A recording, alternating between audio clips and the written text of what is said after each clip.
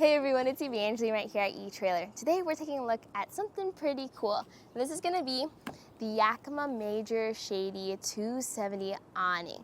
This is going to be an awning that is easy to deploy, comes out 270 degrees, and covers 80 square feet of space. We're going to talk about how it deploys, how you use it, how best to install it, and other things you may not think about when you own or are looking for an awning. So if you're ready, let's go. Now this specific awning is available in two configurations. You can get the left hand or driver's side, or you can get the right hand or passenger side awning. Both are available here at etrailer.com. Yakima has always made high quality products, and you can see it in all the small details. So the fabric is going to be made of a 420D poly cotton material. To explain that number, my tent is made of 150D, and that is pretty good in 3 seasons. 420 is something you see in heavy duty awnings and heavy duty tents. Now, you also have a polyurethane coating, and that's gonna help maintain its water resistance. If your awning is out during a quick shower and water is coming down, it shouldn't go through the tent, because adding to that, all your stitches and your seams are also taped to maintain that waterproofness. And as I pick around at all the seams, everything is either double stitched or very nicely hemmed. No frays in sight. You'll have this overhang to add to that protection, and if water comes down, it should come down to the side of the awning. Along the overhang, you're gonna see this zipper. Now this zipper is to be used with the add-on side walls. So each side of the 270 awning will have a zipper for a wall. Compared to other awnings that have extensions that have doors or windows and you can mix and match, you really only get one extension with the awning, which in my opinion is actually fine, because on its own, the awning provides a lot of coverage already. I mentioned 80 square feet of coverage, but this is what it looks like beside our Jeep Gladiator.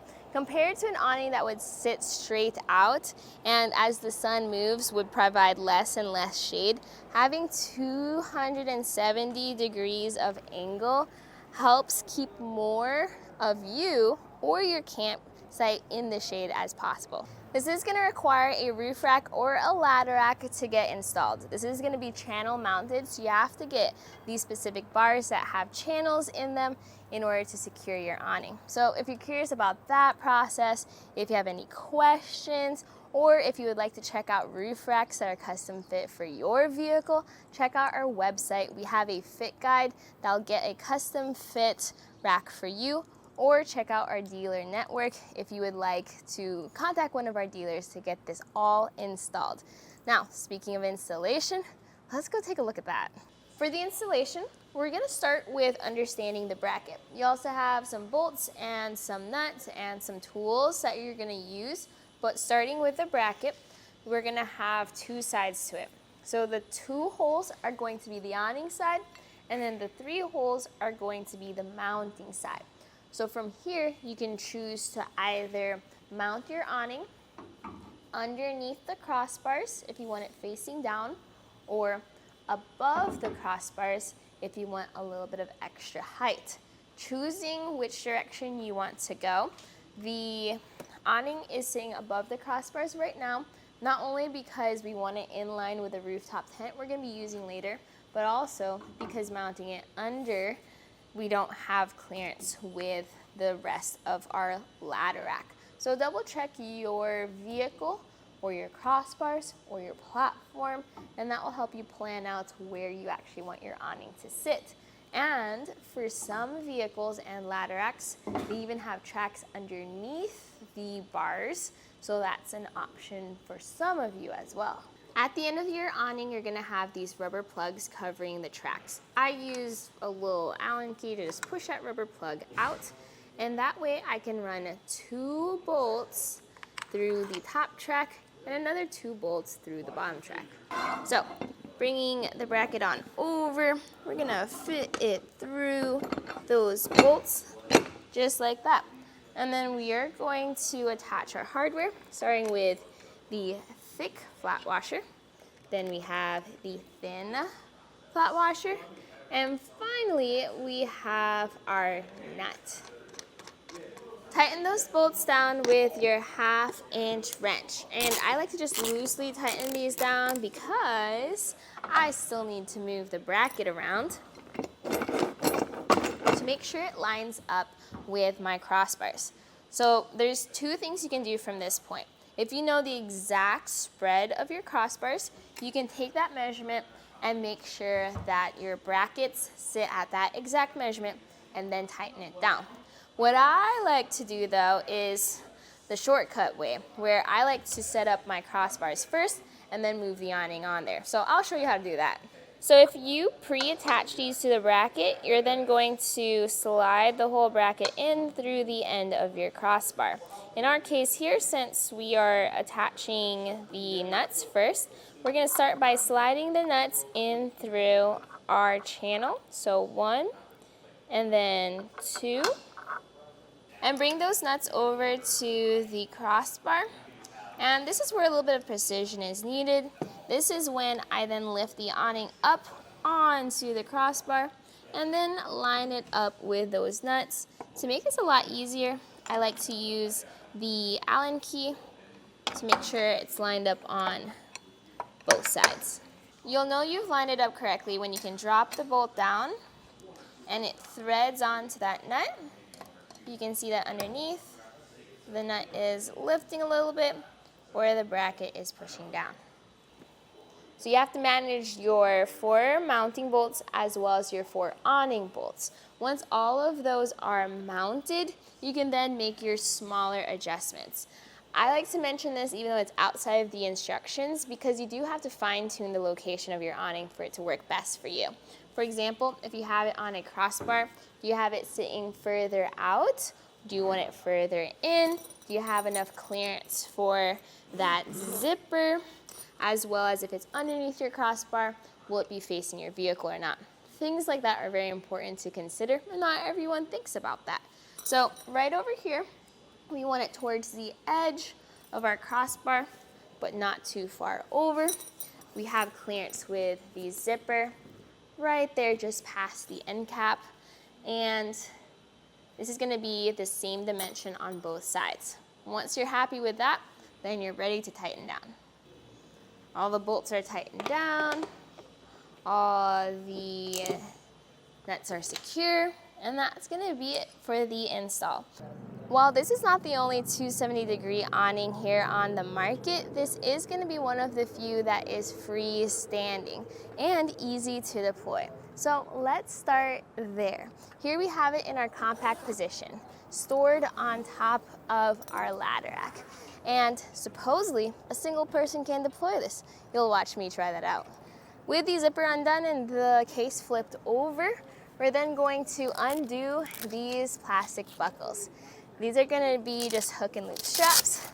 Do one, then the other, and now we'll grab the end of our awning. This is going to fan out, and it's going to cover a lot of space. Now I am on the shorter side, so this is a lot easier to do with our trusty step stool. Bring it all the way around